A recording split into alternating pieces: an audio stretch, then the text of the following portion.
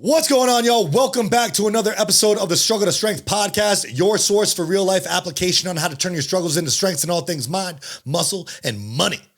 I am your host, Josh Levine, and I am joined here by my longtime friend and my co-host, Travis Hatch. And today, we do a deep dive on fasted blood glucose, insulin sensitivity, and your health and fitness goals. Because Travis had a really important question of how do I die slower and more gracefully? So I go really deep into these items that I mentioned. And of course, Travis is here with me and he has literally zero understanding of any of this. So he is once again playing the role of dumb and curious. And by the end of the episode, he has a great understanding of how all of this works and the functions they perform in the body, as well as how it pertains to overall health and fitness. You think we did a pretty good job, right? Yeah. Awesome. Yeah, I'm really good. excited about this. So y'all, I highly recommend that y'all have a notepad ready, and you might even want to listen to this a couple times through. I am really excited about this one. Before we get into it, we ask that if you love this episode, please give us 5 stars on Apple or a follow on Spotify. Share us on your socials. You can find and tag me at Josh Levine Fitness, Travis at Travis Hawks Media. That's it. Get your notepads ready because episode 18 starts now.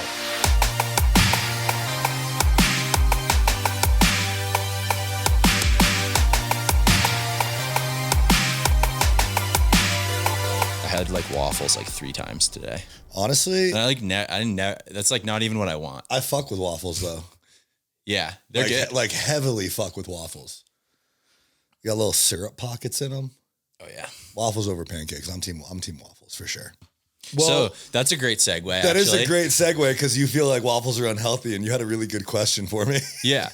So how do I, as a man who ate waffles 3 times today, make sure that I don't die, or that I can die slower? Yeah, I was gonna say I got some news for you, man. We're all dying. I just don't want to. We aim to live for as long as we can, but eventually we're gonna die. So how do we make that like slower and more graceful? Slower, more graceful, and healthier. And like farther away. Yeah. Yeah, I want to make sure. it farther away. Well, it actually is a really good segue because today we're going to talk about some things that you can track, not only to make sure that you're healthy, but also in my world, this is health and physique enhancement. So one of the things that we're going to talk about today is one of the things that you can track at home to make sure that you're healthy. And that is your fasted blood glucose, just to get a better look inside your insulin sensitivity, your nutrient partitioning, how healthy you are from an internal standpoint. But what I recommend to everybody, and what I require from a lot of my clients, is just lab work. Like, you got to get your labs done. So when was the last time you got your labs done? Never. You've never got your labs done? Yeah, never. Not from a physical ever? No. Really? There was one time. You're 30, right? Yeah, I'm 30, yeah. So, I mean, dude, honestly, I started getting my labs done when I was, I think, 26. And it was so annoying to go to a doctor's office and be like, hey, I want my labs done. And they're like, how old are you? I'm like 26. And they're like, yeah, no, you're probably fine. I'm like, what do you mean I'm probably fine? Yeah. Like, what kind of answer is that? So I ended up doing it myself.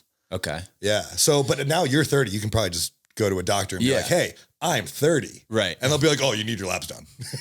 Yeah. And it's not something that I stress about or that I worry about.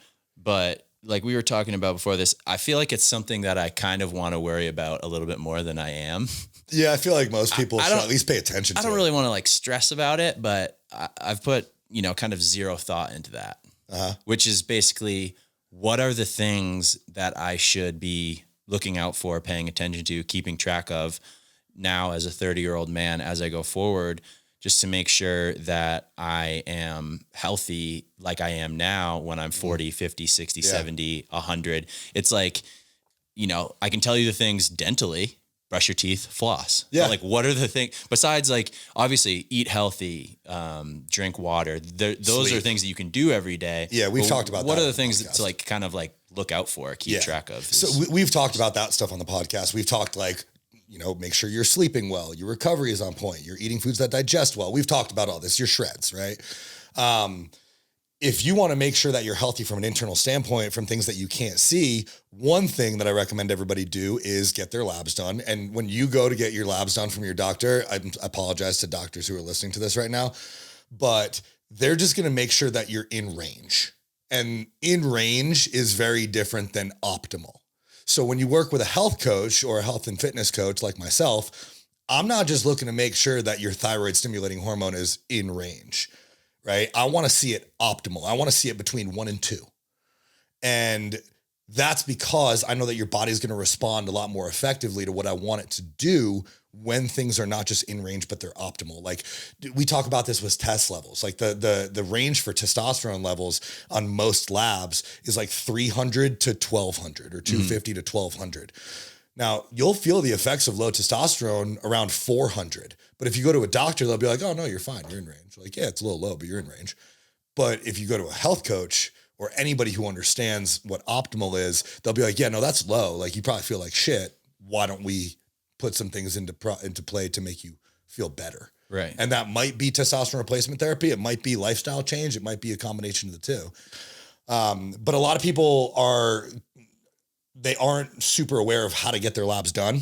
Yeah. So, because a lot of people go to their labs. Or what to look for. Or what to look for. So your doctor sometimes will be like, oh, no, you're fine. Like if you're young, y'all, if you're young, go to what I recommend is Private MD Labs, MD like medical doctor, right? PrivateMDLabs.com. And you can order any lab work you want. This was the craziest thing to me when I realized that I don't need a doctor to get labs done. Like if you wanted like STD testing or just thyroid testing or full hormone testing or whatever it is, you can just go to this privatemdlabs.com. There's a bunch of websites like this, but I like Private MD Labs. And you can order your own lab work. It gets sent to your email. And then you decide if you want to get it filled at like LabCorp or Quest Diagnostics. And they have different pricing for each of those. But I have a list of labs that I like to see from my clients, especially before we enter, for example, a fat loss phase, to make sure that they're healthy. If you don't do that, or if you do want to see if you can get it covered through insurance, then obviously go to your doctor and say that your health professional or health specialist, whatever, wants you to get these labs done. See if you can get it through insurance. If you have a cool doctor, it usually works. I go through R2 Medical, which used to be Relive, which is my gym that I train in person at a few days a week. Revive MD, my sponsor company, is also another place where you can get lab work done. And I think right now they're offering free labs with some sort of purchase or something. I don't know enough about it. I should. But those are ways that you can get all of your labs done. And then yes, your doctor will help make sure that you're in range. But if you have a coach, they will make sure that you are optimal. Awesome. Yeah. So that's what you should do. You should get your labs done. I'll tell you what labs I want. Okay. And then you show them to me and we will put some processes in place. If anything is off or not optimal, it's usually relatively simple to fix. Yeah. Yeah. But we need the data. Yeah. And it seems like seeing that at 30 when it's probably really easy to fix for $40 or whatever it costs to, get that specific thing looked at probably sounds like a good idea instead of just, going blindly. Yeah. I'll probably have you go to R2 Medical because you're here. Yeah. And I think their first labs are like $100. Yeah. Which is cheap. Like usually a full panel of what I want to see is like $400. Okay. So go to R2 and anybody listening, if you live in Colorado, go to R2 Medical and tell them that I sent you and hopefully they will hook you up. David over there is a really good dude. But for at home right now, what you can do is you can track your fasted blood glucose. Yes. So today we're going to talk about blood glucose, insulin sensitivity, insulin resistance, and your goals. And Travis knows nothing about any of this. Nope. So just like the last time we did a deep dive, he is our resident questioner.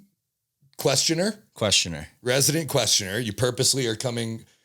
I don't even know what insulin is. Dumb and curious. Dumb and curious. Isn't that what you said last time? Yeah. Dumb and curious. So we'll talk about what insulin is. We'll talk about what glucose is, blood glucose, how to measure your fasted blood glucose, what to do with those numbers, how the pancreas. Dude, we're going to go deep. So as I go on, I want to make sure that this is easily understandable for the average human.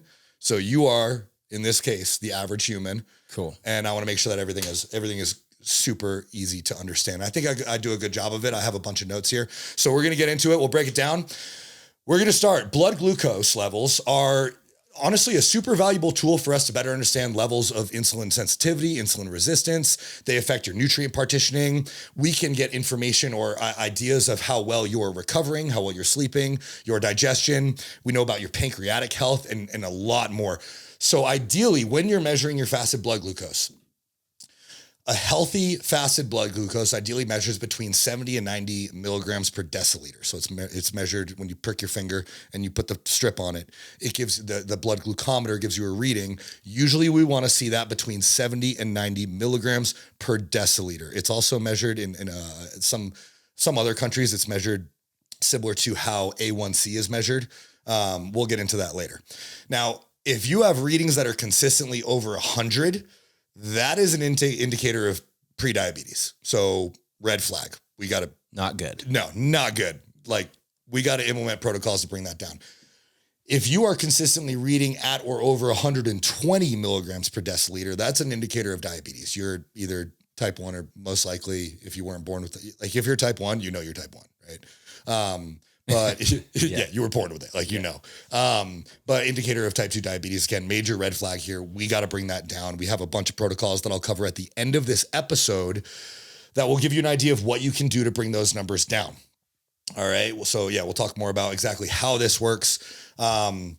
Essentially, when blood glucose is high, the pancreas has to work overtime to release insulin to help bring blood glucose down into the normal range, bring glucose into the cells that need it most, and that keeps blood glucose in the normal range. Blood glucose, for those who haven't caught on yet, it is quite literally just glucose that is floating around in your bloodstream looking for a place to go. So we'll talk more about exactly how this works later on in the episode. Honestly, if y'all don't have your notepads out, I highly recommend getting your notepads out because we're going to go deep here, okay? So the pancreas has to work overtime when blood glucose is high. The problem is, if the pancreas is constantly working hard because blood glucose is high and the pancreas is secreting insulin to try to keep blood glucose lower, because that's insulin's job, then the pancreas and the beta cells responsible for managing blood glucose are eventually going to fatigue and they're going to say, fuck off. So here's how I like to think of this. Jeffrey Sue made a similar analogy and it really made it easy to understand.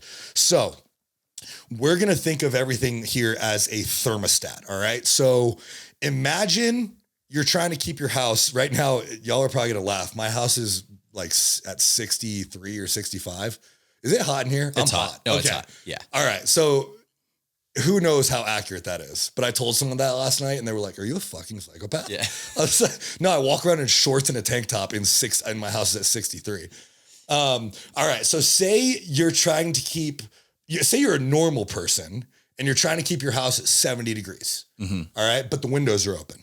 All right. So say your pancreas functions as like the thermostat in the AC unit, right? Hot air is going to come in the summer and it's going to make the house heat up, right?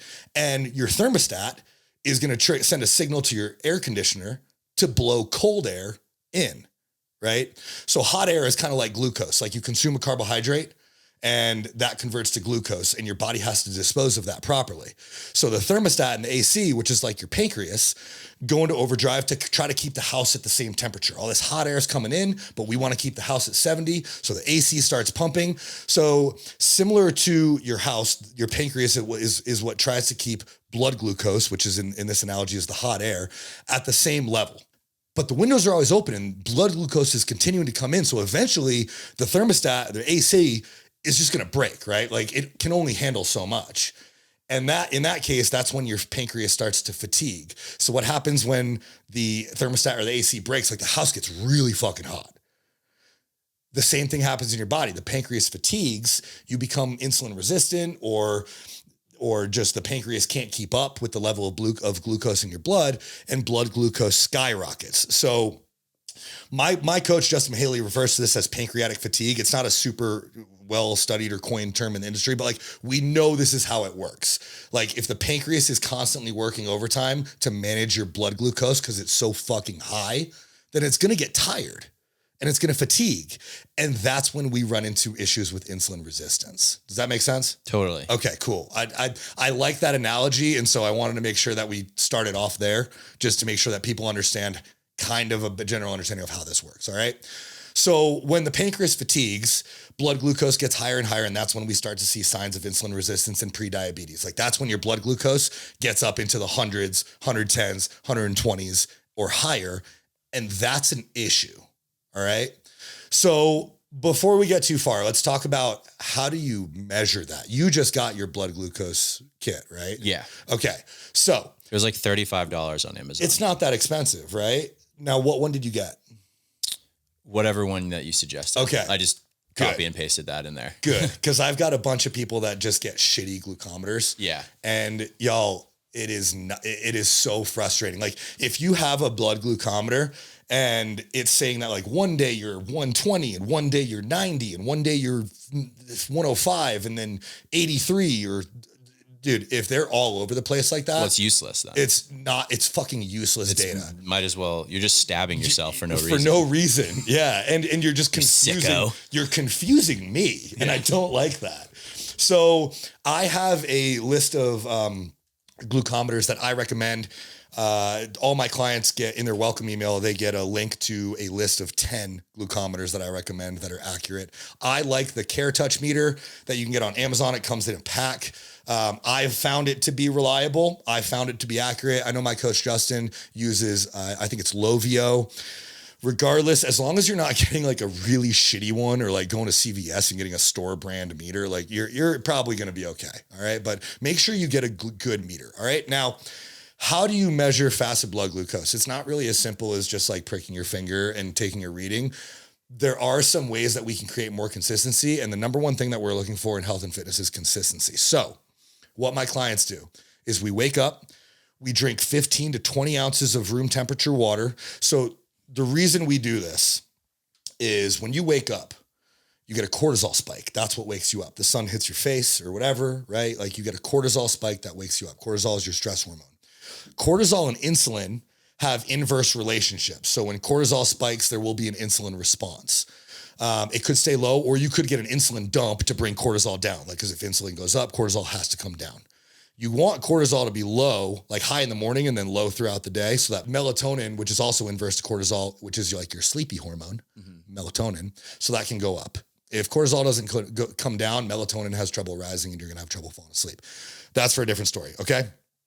But we want to try to manage our insulin dump in our blood glucose in the morning. So we drink 15 to 20 ounces of water and we wait 20 to 30 minutes to flush out any leftover glucose and just help manage the potential insulin response. Basically, it just helps create more consistency.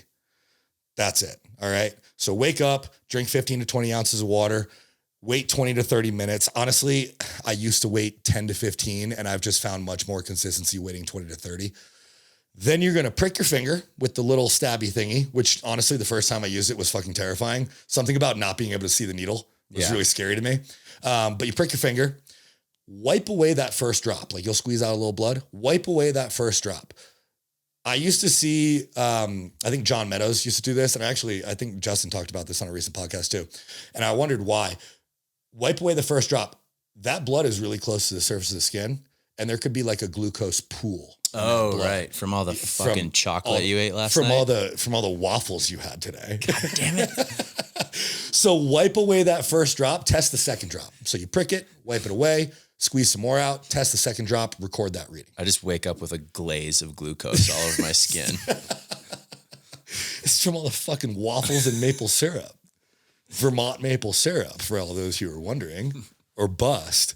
So that's how you measure your fasted blood glucose. Wake up, drink 15 to 20 ounces of water, wait 20 to 30 minutes, prick your finger, wipe the first drop, squeeze again, test the second drop, record that. All right. Now, let's go a little bit deeper. What is insulin? What is blood glucose, honestly? How do they relate to the pancreas? Why is all of this even important, right? So you got that number now. Yeah. What does that mean, right? That is going to be indicative of how well you are partitioning your nutrients. It is going to be indicative of your insulin sensitivity or insulin resistance. It could be indicative of how well you're managing stress. If you're eating foods that don't agree with you, how well you're sleeping, your recovery, all of these things we can tell from that number. Because if you're super stressed and your cortisol is high too much, which is going to cause your insulin to go up. Nailed it. Yeah. Right. It'll have an effect on your insulin. Yeah. Right. So if cortisol is really high and insulin's low, then you're not going to be able to partition glucose as effectively so insulin's low. We need insulin to like be the shuttle bus that takes glucose around the body and brings it to where it needs to go.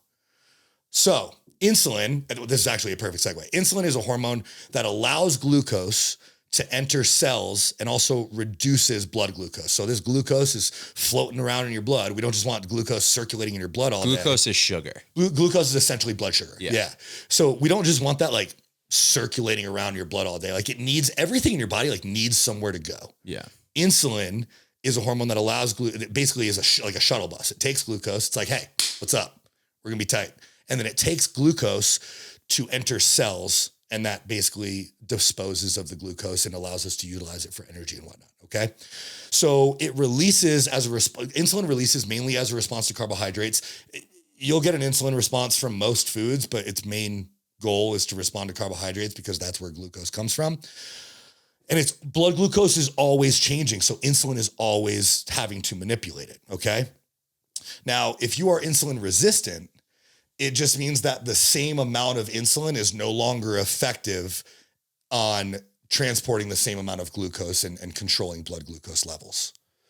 So if blood glucose is chronically high and the pancreas is constantly releasing insulin to try to keep blood glucose down, then cells are eventually going to become resistant and they're not going to allow blood transporters to get through. And we're going to get into that as well. Basically, insulin...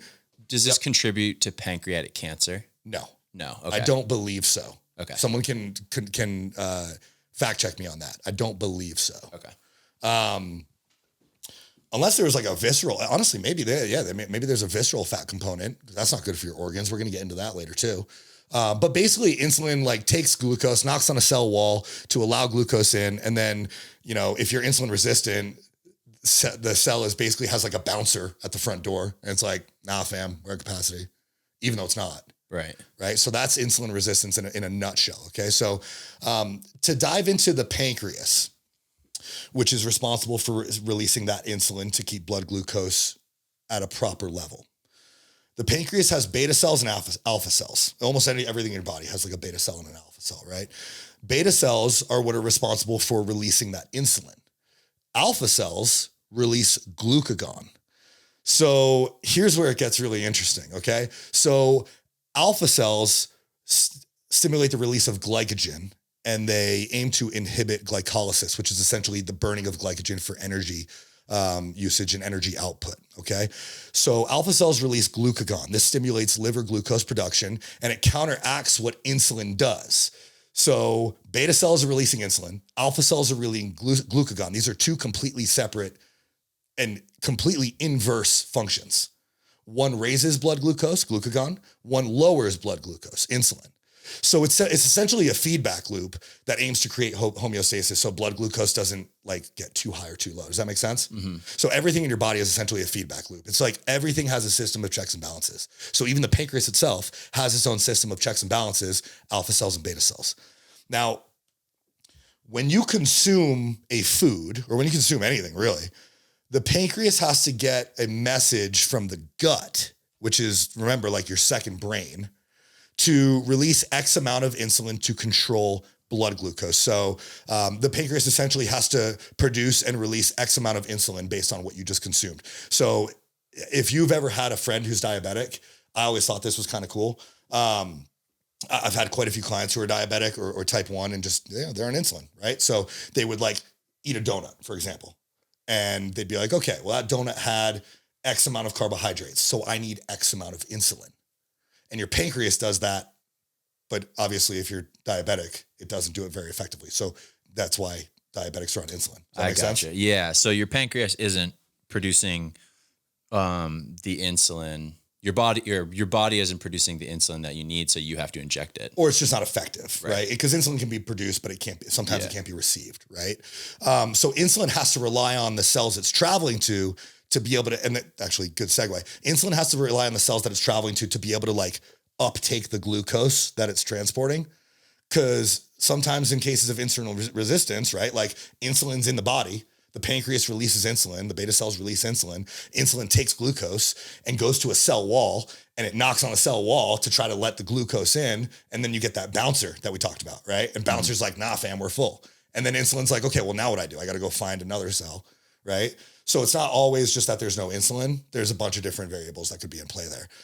But a lot of things have to happen to get to the end result of ingesting a food and then getting the cells to cooperate and insulin to cooperate to create energy from that food. Right. Right. Like there's a lot of shit that has to happen. And if anything is lagging along that line, then we're at risk of developing insulin resistance. Like things need to be fucking on point, like moving the way that they're supposed to. Yeah. So if you become insulin resistant, it can be tough to fix. Like people who are insulin resistant, usually we look at like people who are type 2 diabetic and you know what, they're usually overweight. It's really easy to put on body fat. It's really hard to take off body fat. They're not using energy in a proper manner. They're just like storing it, and they got all these fatty acid dumps and tons of adipocyte issues that are happening inside the body, and they're just very unhealthy. So back to your question of like how to make sure we're healthy, this is like a really great way to make sure that you're healthy. It seems like one of the biggest things that you can do on your own to make sure that you're healthy is to keep track of this. Because I was looking at some numbers, and it's like 1 in 10 people right now in the US is diabetic, is what I was seeing. I believe that. And 1 in 3 is pre-diabetic. Mm-hmm. And that's supposed to increase by 160% by 2050, like bare minimum. Dude, and maybe even more in older women for some reason. Okay. It said like 200 something percent in women over 70. So like, this is a huge problem. Yeah, it is a massive and problem. Something that you can basically just keep track of to not get yourself into. And dude, you would be so surprised at some of the clients that come to me and we start tracking blood glucose and I'm like, oh, you're diabetic. Yeah. Like you don't look like when you think of someone who's diabetic, you typically think of like a very overweight person, right? Right. But a lot of these people aren't. Yeah. It's wild that 1 in 3 people is pre-diabetic. So yeah. if you're standing near people. 3 people, one of you is pre-diabetic. Okay. I don't know if that's really how it works, but like essentially that's how it works. We're telling you that's how it works. Okay. So yeah, this is a really important thing to track. And obviously I'm telling you all about how this works and why it's important. But essentially, and it's probably way more in depth than a lot of you need to know, but I'm a nerd and I know a lot of nerds and really smart people listen to this podcast. So like, I want you to understand how and why it's important. So let's go back to insulin. So we understand how the pancreas works, right? Does that make sense? Yeah. Okay. And we kind of understand how insulin works. Do we understand how insulin works? Yeah. To like at a high level? Okay. 30,000 foot view of insulin basically. So let's go back to insulin for a little bit. Okay. So insulin takes glucose to tissues where it can be stored. We've got that. Insulin's like the shuttle and like the, like a usher for instance, right?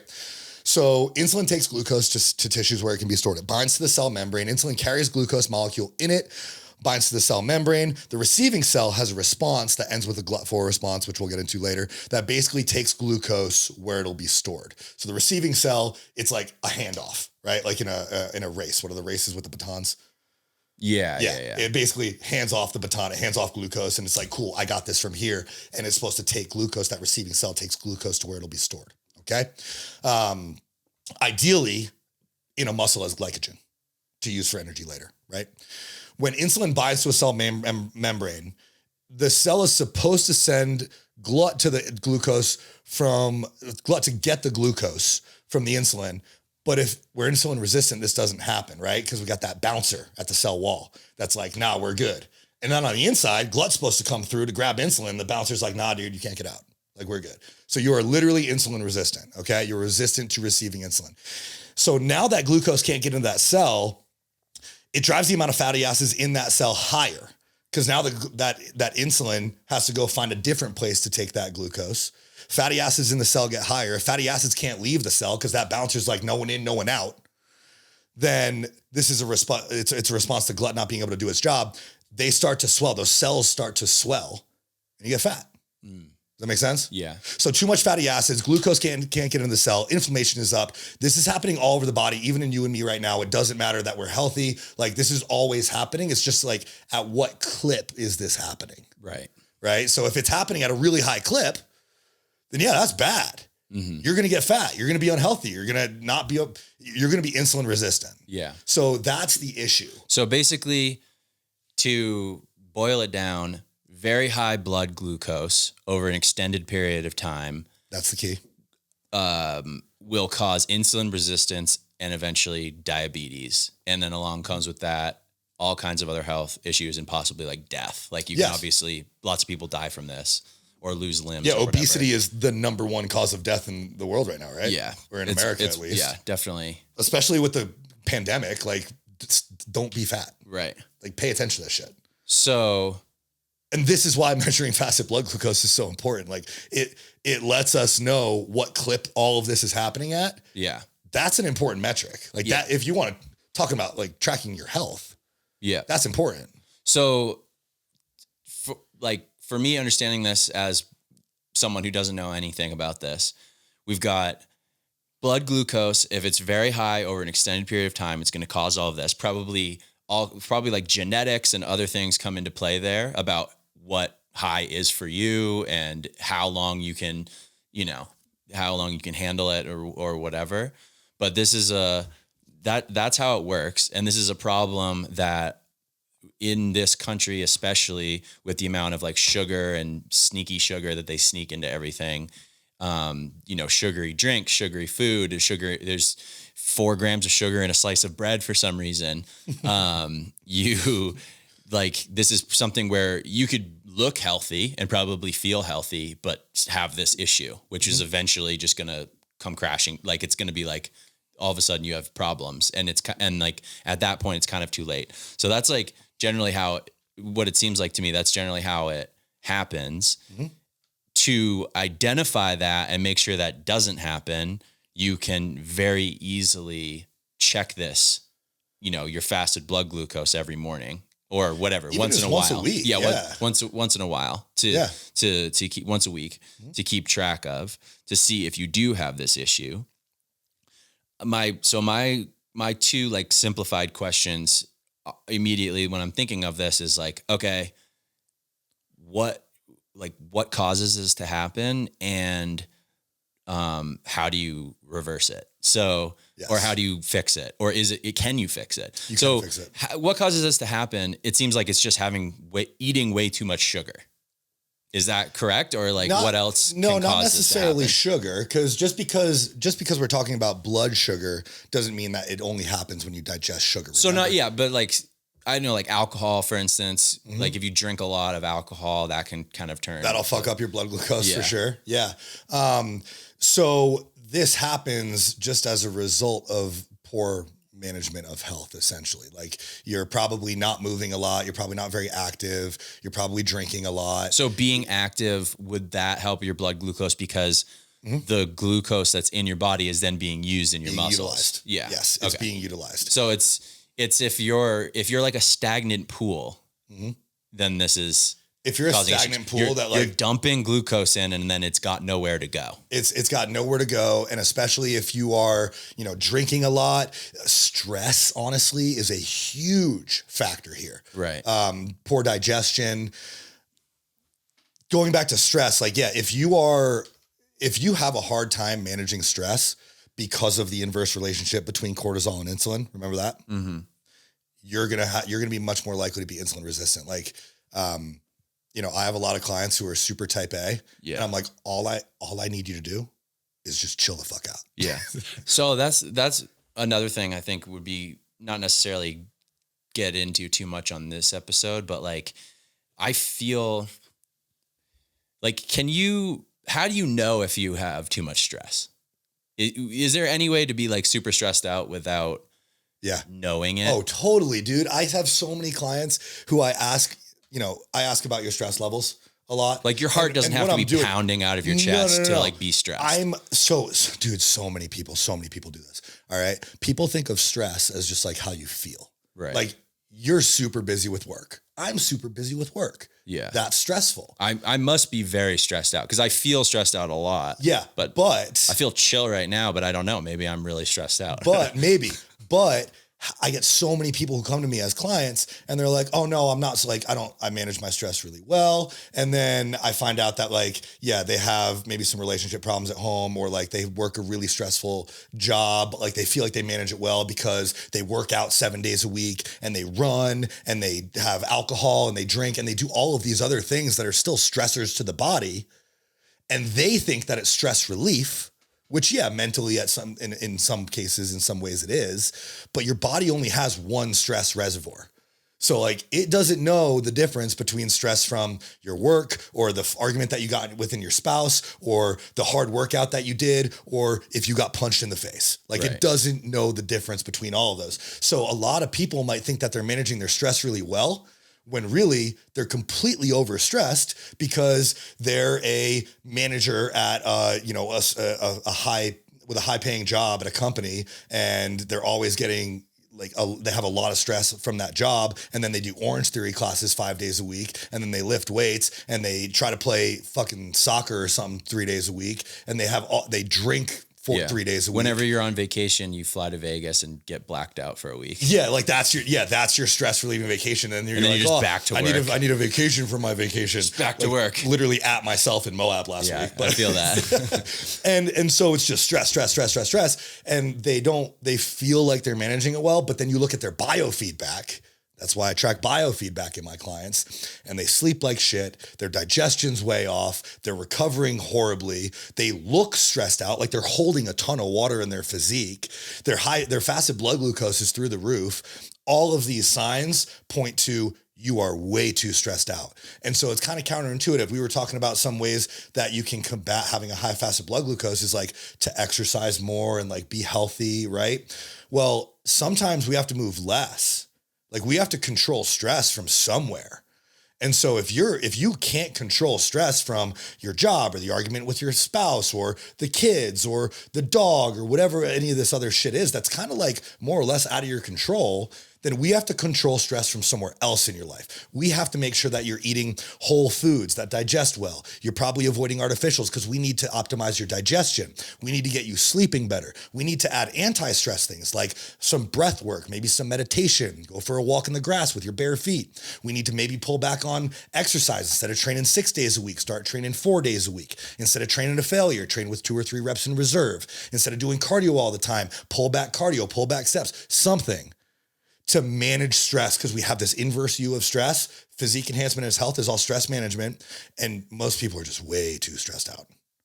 So we got to pull back. We got to manage stressors where we can to make sure that we're right in the middle of that inverse view. Does that make sense? Totally, yeah. Yeah. So that's basically what it is. And we'll get into, later on, I want to talk about what can you do to bring down your fasted blood glucose? And there's, long story short, it depends, but I'll give some anecdotal evidence for what I've done, what I've seen work. Okay. So we know that having a high fasted blood glucose, especially when it's chronic, is bad. And we know that it can basically make you fat and unhealthy. And I feel like I've gone pretty in depth on how that all happens. The last thing that I want to talk about is just, we talked about the bouncer at the cell wall and how they won't let insulin or glucose in and they won't let fatty acids out. Mm-hmm. Well, when eventually, if that bouncer is not letting fatty acids out, that cell is going to continue to swell, and it's going to be like, oh fuck. It keeps on swelling bigger and bigger and bigger. And eventually it's going to be like, okay, we got to get rid of shit. And it just dumps a bunch of fatty acids into the bloodstream. Now, when that happens, those fatty acids are just replaced with more fatty acids. They don't have, and the old ones don't have anywhere to go. The ones that got dumped into the bloodstream don't have anywhere to go. So they just get stored as adipose tissue. And that's how people get fat, right?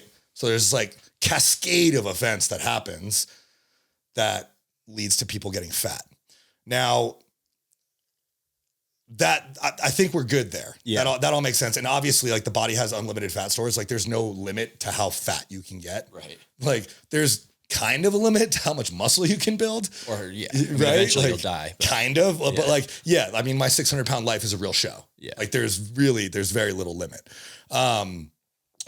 So anyway, I think we're good there. I don't want to confuse people, and I want to make sure that we're creating some actionable takeaways from this episode. So what we were talking about was like how to measure this, how to track this, how to make sure you're healthy. You might think, yeah, I'm fit and healthy, but it doesn't always matter, because I've had fit and healthy people come in to work with me who have, look fine, but they have fasted blood glucose numbers that are like upwards of 120, and they're essentially diabetic, and their A1C, which is your 3-month average of your fasted blood glucose, which you get in lab work.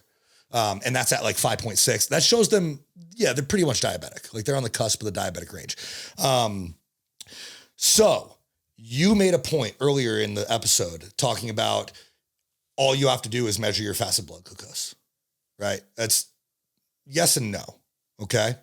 So follow, try to follow me here. All right. Now, if you are measuring your fasted blood glucose and it's pretty normal, say it's like 90, it's in the 90s, it's pretty normal. And then all of a sudden, one day, it just spikes and it stays spiked to like 120 plus. Remember when we were talking about the pancreas gets tired? So you could have normal fasted blood glucose numbers because the pancreas is in overdrive, releasing insulin over and over and over again. You just got it. Your pancreas is working really hard. But it's doing its job, and then it got tired. And it got tired, and it said, fuck off. And your fasted blood glucose numbers don't show you that until it's too late. So where you, like your question at the beginning of the episode of how do I really make sure that I'm good, is you get labs done. So for you, for coaches, for anybody listening, you should be testing your fasted blood glucose, which you can do at home. You should also be testing your A1C and your insulin. And honestly, you get a full cortisol test too, if you can. Like, it's kind of a pain in the ass. How often should you do all of that? Like, it seems like your fasted blood glucose you could do easily once a week. Yeah, do that at home once a week, easy. But like, should the rest of this stuff, like full panel, should that be once a year, every other year, every 6 months? Depends on if you're a bodybuilder or not. Right. Like, I get mine done at least once a year, once or twice a year.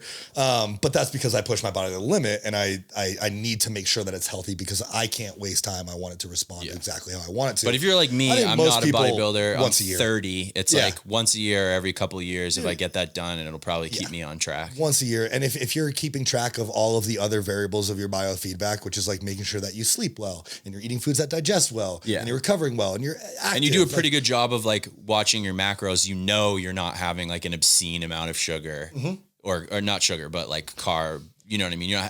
Your diet isn't 90% carbs because you're keeping track of that. Then as long as you're doing everything else well, you should be healthy. Honestly, as long as you are tracking things and you seem healthy in your biofeedback and in the numbers that you have, like what I track with my clients, you're probably good. Yeah. Right. I do blood work because a lot of times I see things that I'm like, I need more on that. Right. Right. So yes, if you like once every year, once every couple of years, get a full panel done. Like, why wouldn't you? Right. So test your fasted blood glucose, your A1C, and your insulin. Cause like we just talked about, if your fasted blood glucose seems normal, but insulin is really, really high, then that tells us, okay, well, shit, the pancreas is working overtime, releasing all this insulin. There's a ton of insulin in your blood. That means that eventually it's going to say fuck off, and your fasted blood glucose is going to go through the roof, and you're going to be insulin resistant. Yeah. And if you do your blood test like that for the first time right now, maybe it was too high, but it's not too late. No, you can still fix scale that. It back. And if you get it done once a year, then even if it was okay last year and now it's not, you can still scale that back. It's not like all the time, dude. All the time. It's just if you don't pay attention to anything, and then all of a sudden then you have a lot of work to do. Yeah. Then you have a lot of work to do. And then you might have to start utilizing prescriptions like metformin or something, which helps keep fasted blood glucose in check. But a lot of dude, it is honestly, it's so fucking cool. Like, to fix somebody like that without drugs, just lifestyle changes, to have a client that comes to see me and they're either diabetic or pre-diabetic and I fix that shit. It is fucking awesome just to watch the human body and how adaptable it is. So like, how do you do that? Right. I'm sure that's everyone's question is like, how do you do that? So if your fasted blood glucose is high, we can bring those numbers down with proper protocols. Now, it depends on how we do this. Usually, in my experience, I can usually see a great response with just like increasing water intake. We talked about water intake, drinking 15 to 20 ounces in the morning. So make sure you're drinking a lot of water. I like at least a gallon a day. Everyone can drink a gallon of water a day. Like, it's not that hard. Okay. You're going to pee a little bit more, but whatever. So increasing water intake, increasing training intensity, better stress management, which if stress is too high, maybe we need to pull training intensity back, which is why I say it depends. Better sleep, better food choices, opting for whole foods and not artificials, paying attention to, I hate to say the glycemic index, but really just making sure like what kind of insulin response am I going to get from this food? Is it a super fast digesting carbohydrate that's going to create a higher insulin spike, or is it not? And then in extreme cases, we refer to, using a prescription drug, like a metformin. There's even a lot of data that shows that you can fix high fasted blood glucose and insulin resistance and diabetes or type 2 diabetes with insulin, like with really low dose insulin, just to give the pancreas a break. Because if the pancreas is always releasing insulin, and then you exogenously introduce very low doses of insulin, and the pancreas is like, oh, dude, thank God. Like, it doesn't care. It's like, we got help. Don't pull back. We're tired. Yeah. And it gets a break. Right. So, a lot of times what we'll see is we'll just talk about these one by one. And I know this, we were going to do a short episode, but this is kind of in depth. So, one by one, we'll talk about your training. Obviously, increasing training intensity is going to lead to the required usage of more glycogen, more energy. So more carbohydrates are going to be used for energy. So that can help. Also adding in bouts of cardio, I've seen help. So high intensity interval training, unless there's a stress management issue, then I'll go to just more steady state cardio just a few times a week for not that long, because I don't want to create a stress. I just want to get the body moving. That can help improve fasted blood glucose numbers. Stress management is really, really important. I've seen really great results from incorporating meditation, breath work, like box breathing, 4 seconds in, 4 seconds hold, 4 seconds out, 4 seconds hold for 5 or 10 minutes, especially if you can do that in a dark room an hour or two before bedtime. That's going to help you get more parasympathetic. That's going to help you sleep better. That's going to help your insulin sensitivity, help bring down your fasted blood glucose numbers. I've seen journaling help. And a lot of these honestly just help with stress management and sleep. So like if you go to bed and you got racing thoughts, like, dude, write that shit down. Get it out of your head. Get it onto paper. Journaling can really help. As far as food choices, we want to manage our insulin spikes. So opting for whole foods and trying to avoid artificials. Usually artificials will mess with digestion, which is my next point on this list. But eating things that are as close to the way that they came from the earth as possible usually will help. Digestion, we want to make sure that that's on point. So if we have any issues with digestion or we're eating foods that are upsetting our stomachs, then we want to avoid those. Always, always, always making sure that we are prioritizing digestion, guys. That is an absolutely crucial part of any quality exercise programming or fitness, health and fitness programming. Your digestion is so important. We talked about the gut and its responsibility for getting all of this to happen. That's what sends the signal in the first place. On top of that, like serotonin is produced in the gut. We need to make sure that digestion is optimized. And then lastly, I'm going to plug a good glucose disposal agent in here as well. So my sponsor company, Revive MD, has a product called Glucose, and that essentially helps manage fasted blood glucose numbers. In fact, I just had a client post on his story today. He tagged me in it, that once he started taking it, and I see this with almost everybody, once they start taking the glucose from Revive, I have my clients take it 3 caps before their 2 largest carbohydrate meals, not around their workout each day. And I see that bring down fasted blood glucose numbers almost every time, and it makes them stabilize, and they're much less bouncy, much less jumping around. The last thing, and for Revive MD, y'all can use the code Levine10 at checkout so you can save yourself some money and support your boy. And then lastly, dude, honestly, all it comes down to is to optimize health and keep fasted blood glucose in check and make sure that you're insulin sensitive is just like, don't get fat. Yeah. Do all of the things that you know to do not to get fat. And if you don't know what those are, then like shoot me a message and I'll help you.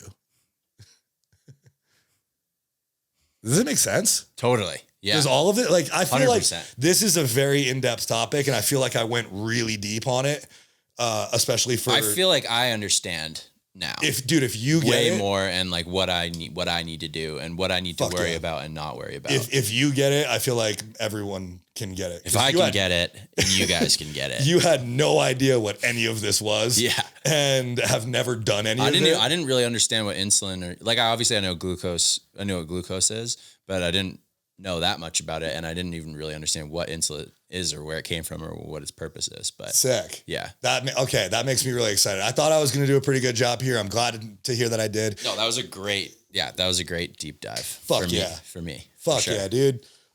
So yeah, if anybody listening has any questions, reach out to me on Instagram. Feel free to shoot me a message.